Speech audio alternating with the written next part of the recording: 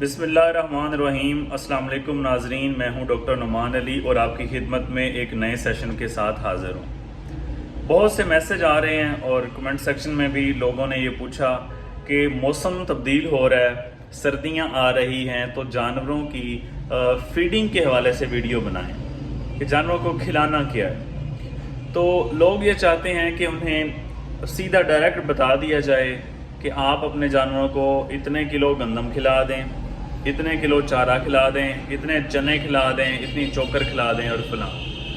जबकि मेरे नज़दीक जो बेसिक प्रिंसिपल्स हैं फीडिंग के कि किन असूलों के तहत जानवर को खुराक खिलानी चाहिए, क्योंकि जानवर की उम्र, स्टेज और ब्रीड, वज़न और इन सारी चीज़ों के बदलने से जानवर की जो खुराक की ज़रूरत है वो बदल जाती है। इसलिए सही और मुतवाज़न खुराक हर उम्र में, हर ब्रीड, हर वज़न और इसके साथ साथ जो उम्र है उसके साथ तब्दील हो जाती है।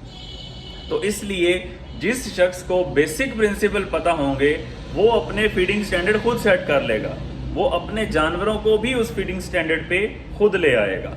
तो मैं तो ये बेहतर समझता हूँ कि जो बेसिक प्रिंसिपल्स हैं उन पे बात की जाए, उनको लोगों तक इन्फॉर्म किया जाए कि बेसिक्स ये हैं। अब जैसे कि एक बकरी है, उसने अपने आप को मेंटेन करना है। बकरी है या चाहे बकरा है या चाहे बड़ा जानवर है, उसने अपने आप को मेंटेन करना है। खाली अभी वो प्रेग्नेंट नहीं है, बिल्कुल खाली है, कुछ भी नहीं है उसे, ठीक है। उसने अपना वजन को मेंटेन करना है कि चाहे वो बढ़ाए तो सही लेकिन कम ना करे। तो उससे किस चीज़ की ज़रूरत है? तो उससे इस वक्त एनर्जी की ज़रूरत है। अब बात यहाँ पे ये सवाल पैदा होगा कि एनर्जी की अगर ज़रूरत है तो कौन से ऐसे रिसोर्सेज हैं जिनकी मदद से हम जानवर को एनर्जी दें, ठीक है। तो उसमें सबसे पहले जो एनर्जी का बेहतरीन सोर्स है वो है मकई। मकई का दाना दे सकते हैं, ठीक है। प्रोटीन भी अच्छी है, 8% प्रोटीन है, एनर्जी भी अच्छी है उसमें। फिर दूसरे नंबर पे आ जाती है, आप दे सकते हैं शीरा दे सकते हैं, ये जो गुड़ वाला शीरा बचता है एंड पे। उसके बाद चोकर दे सकते हैं, प्रोटीन का भी बेहतरीन सोर्स है, एनर्जी का भी बेहतरीन सोर्स है। तो दोनों चीज़ें एक से ही आप पूरी कर लें। तो इस तरह जब मेंटेनेंस करनी है, जानवर ने अपने वजन को बरकरार रखना है, तब उसे एनर्जी की ज़रूरत है। अब अगर जानवर प्रेग्नेंट है तो उसे ज़्यादा प्रोटीन की ज़रूरत है, तो तब हम जो प्रोटीन के रिसोर्सेज हैं ऐसी चीज़ें हम खिलाएंगे जिससे प्रोटीन पूरी हो। अब प्रोटीन के कौन से रिसोर्सेज हैं? जैसे कि लूसन है, अल्फाल्फा, उसमें प्रोटीन भी बेहतरीन है और उसमें एनर्जी भी बेहतरीन है, तो हम लूसन खिला सकते हैं। उसके बाद सोयाबीन खिला सकते हैं। जो खल सरसों है, बेहतरीन सोर्स है प्रोटीन का। जितनी भी खल हैं, खल सरसों भी, बाकी खल भी, वो बेहतरीन सोर्स है प्रोटीन का। तो जब जानवर प्रेग्नेंट है, हामला है, उस वक्त उसे प्रोटीन की ज़रूरत है, तो हम प्रोटीन पे जाएंगे। जब जानवर मेंटेन कर रहा है अपनी एनर्जी को, अपने वेट को, तब हम उसे एनर्जी ज़्यादा देंगे क्योंकि उसे एनर्जी की ज़रूरत है। जब जानवर दूध दे रहा है, दूध देने वाला जानवर है, तब उसे प्रोटीन की भी ज़रूरत है और एनर्जी की भी ज़रूरत है। तब हम दोनों रिसोर्सेज यूज़ करेंगे, दोनों इकट्ठे एक बैलेंस फार्मूला बनाएंगे जिनमें हम दोनों एनर्जी के रिसोर्सेज भी इस्तेमाल करेंगे, जिसमें हम प्रोटीन के भी जो रिसोर्सेज हैं वो इस्तेमाल करेंगे। अच्छा, ये तो बातें हो गई प्रोटीन के, मैंने आपको रिसोर्स बता दिए और कब इसकी ज़रूरत है। एनर्जी के रिसोर्स बता दिए और कब इसकी ज़रूरत है, ठीक है। तो इसमें मज़ीद एनर्जी में हम गंदम के दाने वगैरह, गंदम का दलिया, कार्बोहाइड्रेट है, इसमें बेहतरीन सोर्स है एनर्जी का, वो हम खिला सकते हैं। उसके बाद चने का छिलका वगैरह, चने हैं, ठीक है, कार्बोहाइड्रेट भी है, प्रोटीन भी है, अच्छा रिसोर्स है, वो हम खिला सकते हैं। तो दूध देने वाले जानवरों को दोनों चीज़ों की ज़्यादा ज़रूरत है, प्रोटीन की भी और एनर्जी की भी। तो ये चीज़ें हम देखेंगे कि जानवर किस स्टेज पे चल रहा है, उसके हिसाब से हम उसे फीड देंगे।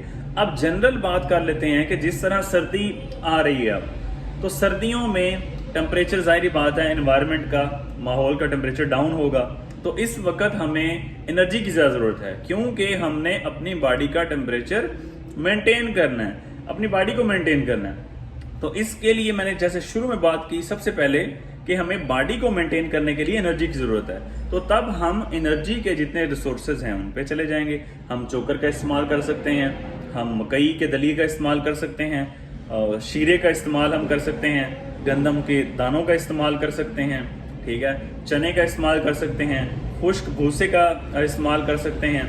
तो तूड़ी जैसे है, जैसे गंदम की तूड़ी है, जैसे अपना मूंगफली के फक है, उसका हम इस्तेमाल कर सकते हैं। तो जो खुश्क चारा जात जितने भी हैं, हम लूसन की हे का इस्तेमाल कर सकते हैं, बेहतरीन सोर्स है प्रोटीन का भी, एनर्जी का भी।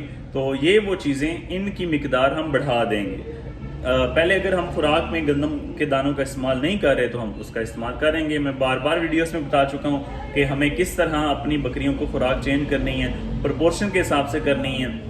जो नई खुराक आपने देनी है वो एक दिन 20% खुराक का हिस्सा शामिल करें, अगले दिन 40% कर दें और पिछली खुराक को साथ साथ रखें। अगर हम नई खुराक को अचानक जानवर को दे देंगे और पुरानी बंद कर देंगे तो उस नई खुराक को हजम करने के लिए जो पेट के अंदर जरासीम मौजूद हैं वो अवेलेबल नहीं होते, वो आहिस्ता आहिस्ता बनते हैं, ठीक है।